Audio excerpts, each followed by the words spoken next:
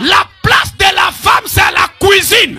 Péché, sanctifiez vos vies, parce qu'aujourd'hui, c'est la dernière heure. Jésus veut vous sauver. Je sais que vous vous dites, oui, moi je suis musulman, moi je suis athée ou quoi que ce soit. Je ne suis pas venu vous dire, je ne suis pas venu parler de ça. Je suis venu vous parler de celui qui a créé l'univers, celui qui a créé l'homme, celui qu'on ne voit pas et qui pourtant il est là et il vous aime.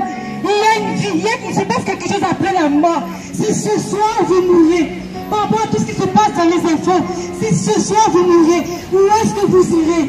Moi, ma Bible dit que le chemin qui mène à Dieu, c'est Jésus-Christ. Il n'y en a pas d'autre.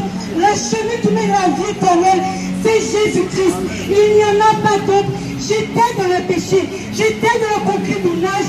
Je suis originaire des Antilles et je sais comment ça se passe aux Antilles. Mais lorsque j'ai rencontré Jésus, il a changé ma vie. Il m'a appris à m'habiller, il m'a appris à me sanctifier, il m'a fait quitter le concubinage parce qu'il m'a appris que le péché sexuel n'est pas avant le mariage, n'est pas sous sa volonté. Il m'a appris à me sanctifier, il m'a appris que j'étais une femme de valeur, que j'avais du prix à ses yeux et que je ne devais pas me contenter de ce que les hommes me disaient, que je ne devais pas me contenter des caresses des hommes. Il m'a dit, je t'aime ma fille. Il m'a dit, nul ne pourra te sauver. Sinon toi-même, je ne fais pas l'effort de venir à moi. Aujourd'hui, nous sommes venus vous dire, on est sorti de chez nous pour vous annoncer à tous, par mes chapeaux rouges, Jésus-Christ est le sauveur. Jésus-Christ est le Dieu véritable, celui qui sauve. Moi, j'ai connu des religions où on vous disait faites ci, faites ça, mais il n'y avait aucun changement. Je vous dis, j'allais à l'église le dimanche, le samedi soir, j'étais en boîte de nuit.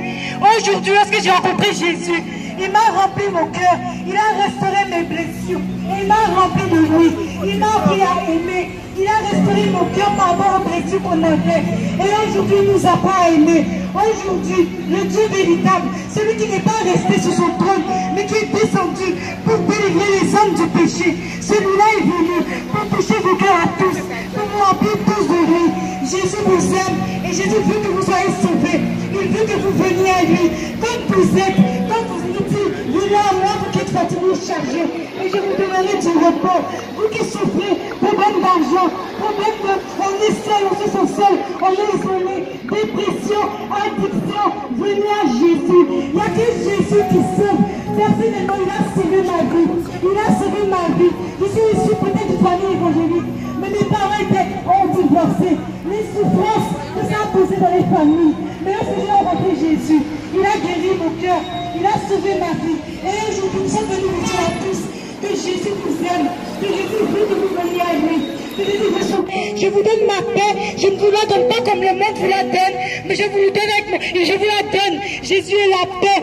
Si vous recherchez cette paix que tout le monde cherche, c'est Jésus la paix. Après la voix, c'est aujourd'hui qu'il faut rentrer dans l'arche, parce qu'il reviendra à coup sûr. Il a dit ses paroles ne s'effaceront pas. Il a dit qu'il est fidèle. Il a dit c'est la promesse. Se tarde, attends-la. C'est la promesse du retour du Seigneur Jésus-Christ. Attendons-la, parce que le reviendra. Tout ce qui a été écrit dans la Bible, c'est réalisé. Le retour du Seigneur Jésus pour sauver son Église va se réaliser. Mais dans quel camp seras-tu? Seras-tu dans le monde à fumer, à boire, à être avec tes copines alors que tu n'es pas marié? Seras-tu dans le péché?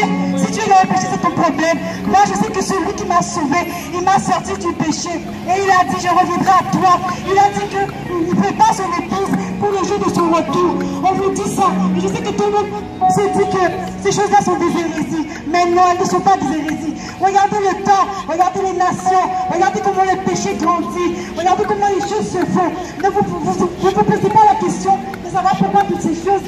Eh bien moi je vous dis que tout ce qui se passe en ce moment a été écrit dans la Bible et que le retour de Jésus-Christ est imminent. Il peut se faire ce soir, on peut être là en train de vous parler, et puis pouf, c'est l'enlèvement, on n'est plus là. Et à ce moment-là, on n'aura que nos yeux pour pleurer, parce qu'on n'aura pas plus de garde à écouter la parole du Seigneur. La Bible, elle est gratuite, elle est accessible à tout le monde.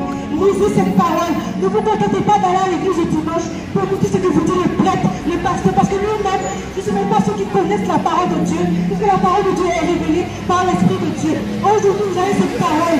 Priez le Seigneur, il se révélera à vous, comme il s'est révélé à moi dans ma chambre. Il ne s'est pas révélé à moi au travers de l'homme, il m'a parlé à moi et il m'a dit, avant qu'Abraham dise, je suis. Il n'a pas dit j'étais, il a dit je suis. Il a dit que la création, il était là, il a tout créé. Et aujourd'hui, il est venu dire à son peuple qu'il l'aime, sortez du péché et donnez vos vies.